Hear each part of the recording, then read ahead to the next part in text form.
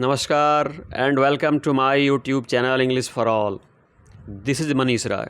आज एक बार फिर से प्रस्तुत है प्रेपोजिशन। जी बच्चों, प्रेपोजिशन ग्रामर का एक ऐसा पार्ट है जो आपसे प्रैक्टिस की डिमांड करता है। जी बच्चों, ग्रामर का प्रेपोजिशन एक ऐसा पार्ट है जो आपसे प्रैक्टिस की डिमांड करता है।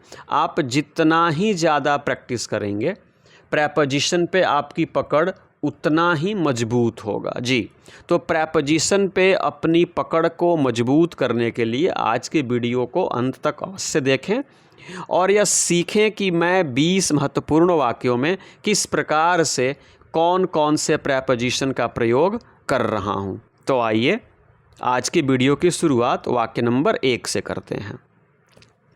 बच्चों, लिखा है कि he is not very good Khalistan physics. वह फिज़िक्स में बहुत अच्छा नहीं है।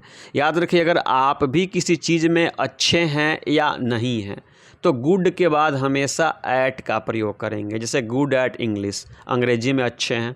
गुड एट क्रिकेट, क्रिकेट में अच्छे हैं। Not very good at maths, maths में बहुत अच्छे नहीं हैं। तो आप किसी चीज़ में अच्छे हैं या नहीं हैं तो एट के बाद हमेशा गुड के बाद हमेशा एट का प्रयोग करें। नंबर 2 कहता है द स्टूडेंट एपोलोजाइज्ड, यानी विद्यार्थी ने क्षमा मांग लिया। किससे मांग लिया? टीचर से मांग लिया। क्यों मांगा? तो देर से आने के कारण विद्यार्थी ने शिक्षक से क्षमा मांग लिया। तो जब भी आप भी बच्चों किसी व्यक्ति से क्षमा मांगो ना तो एपोलोजाइज के बाद हम टू का प्रयोग करते हैं। किसका प्रयोग करते हैं? टू का।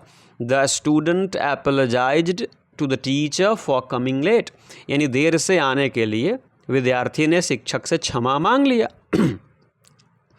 नंबर 3 कहता है कि माई हेडमास्टर यूजुअली राइट्स, सामान्यतः मेरे प्रधानाध्यापक लिखते हैं ग्रीन इंक, हरी रंग की स्याही से लिखते हैं ना। तो बच्चों यहाँ पे आप ताजुब ना करें, यहाँ पे इन भरेंगे।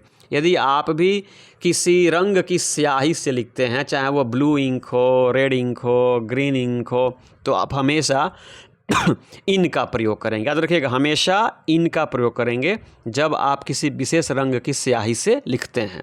तो माहिर master usually writes in green ink.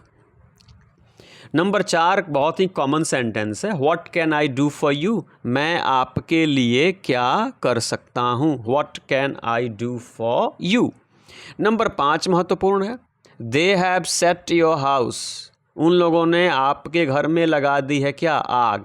तो बच्चों आग के पहले ऑन फायर करेंगे। घर में आग लगी है, the house is on fire. जी बच्चों, the house is on fire, घर में आग लगी है। मे के लिए इन नहीं करेंगे, यहाँ पे ऑन करेंगे। तो they have set your house on fire, इन नहीं करेंगे। नंबर 6 कहता है कि आर यू रियली अफ्रेड, क्या आप सचमुच डरते हैं? किस चीज़ से? एग्ज़ाम से, परीक्षाओं से। भाई अगर आप विद्यार्थी हों और एग्ज़ाम से डरें, ये बात समझ में नहीं आती है। तो are you really afraid of exam, जब भी अफ्रेड हो ना तो आप ऑफ का प्रयोग करेंगे। किसका प्रयोग करेंगे? ऑफ का। नंबर 7 है इट रेन्ड, खाली स्थान 4 आवर्स लास्ट नाइट। इट रेन्ड, खाली स्थान 4 आवर्स लास्ट नाइट, यानी कल रात 4 घंटे बारिश हुई। ड्यूरेशन बता रहा है ना बच्चों, तो पीरियड ऑफ टाइम और पॉइंट ऑफ टाइम वाला मामला याद कीजिए।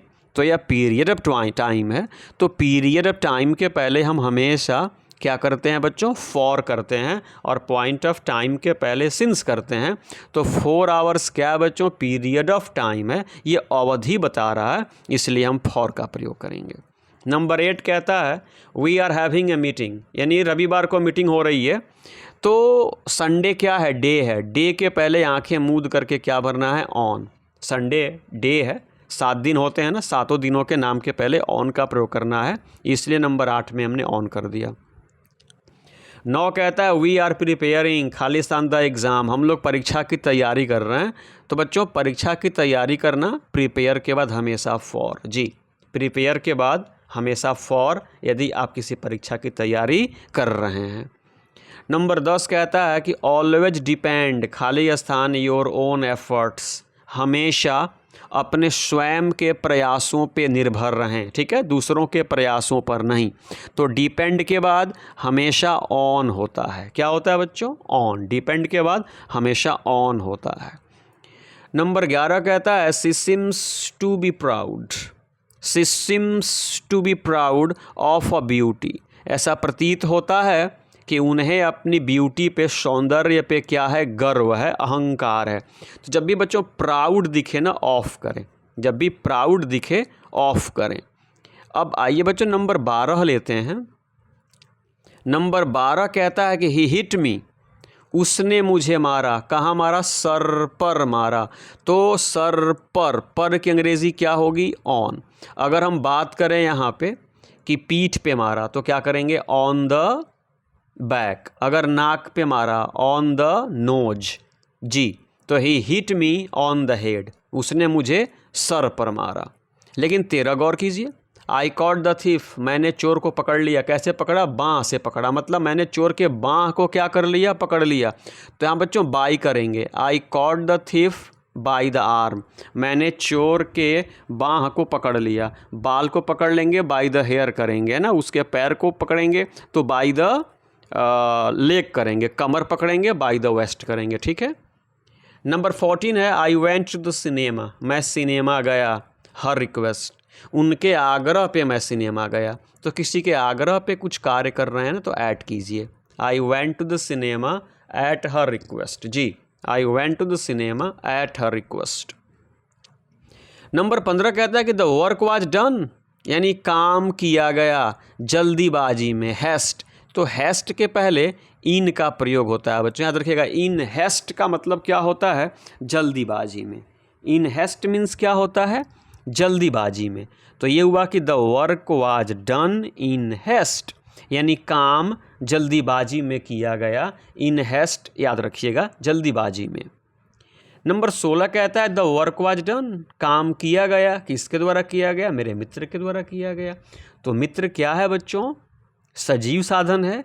और जब कोई कार्य सजीव साधन के द्वारा होता है तब हम प्रेपोजिशन के रूप में बाई लाते हैं। और याद रखिएगा निर्जीव साधन के द्वारा होता है तो विथ लाते हैं। तो माई फ्रेंड सजीव साधन है, इसलिए हमने बाई कर दिया। तो the work was done by my friend, यानी काम मेरे मित्र के द्वारा किया गया। नंबर 17 कहता है कि लाइफ इज़ फुल, खाली स्थान सरप्राइजेज। जीवन जो है ना आश्चर्यों से भरा है। तो जब भी फूल हो ऑफ करें। जी बच्चों, जब भी फूल हो क्या करें? ऑफ। तो life is full of surprises, यानी हमारा जीवन जो है यह आश्चर्यों से भरा है। 18 देखिए, द बॉटल इज़ फुल।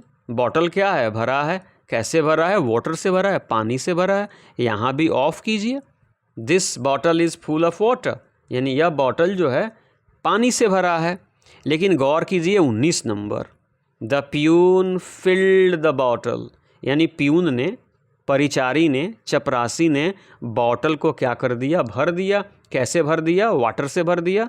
तो बच्चों यहाँ पे हम क्या करेंगे? विथ करेंगे। याद रखिएगा, अगर बॉटल भरा हुआ है तो फुल ऑफ वाटर करेंगे। जी बच्चों, अगर ग्लास भरा हुआ है तो क्या कहेंगे कि the glass is full of water. लेकिन आपने बॉटल को, आपने ग्लास को, आपने टैंक को, है ना, आपने गैलन को, आपने किसी बर्तन को किसी चीज़ से क्या कर दिया? भर दिया। तो विथ करेंगे। समझिए, 18 कह रहा है कि the bottle is full of water, यानी बॉटल जो है वह पानी से भरा है। लेकिन 19 कह रहा है कि the peon filled the bottle, peon ने बॉटल को भर दिया। कैसे भरा? पानी से भरा। तो विथ कर देंगे। ठीक है बच्चों, अगर जूस से भरता तो विथ जूस हो जाता, अगर तेल से भरता तो विथ ऑयल हो जाता।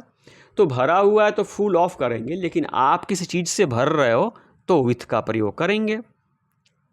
और 20 कह रहा है कि दे वेंट टू पटना, वे पटना गए। कैसे गए? रेलगाड़ी से गए। तो यातायात के साधन के पहले आपको पहले से ही मालूम है कि बाई का प्रयोग करते हैं। They went to Patna by train, वे रेलगाड़ी से पटना गए। तो ये 20 वाक्य मैंने पहले ही कहा कि प्रेपोजिशन जो है ना आपसे प्रैक्टिस की डिमांड करता है। जितना प्रैक्टिस करेंगे प्रेपोजिशन पे आपकी पकड़ उतनी ही मजबूत होगी। तो अगर आज की वीडियो आपके लिए उपयोगी साबित हुई हो तो प्लीज़ चैनल को सब्सक्राइब करें और लाइक करने में कंजूसी नहीं करें, अवश्य लाइक करें अपने सुझाव भी दें, अपने मित्रों से भी शेयर करें और इस पर्टिकुलर वीडियो को समाप्त करने से पहले मेरे साथ बोलें जय हिंद।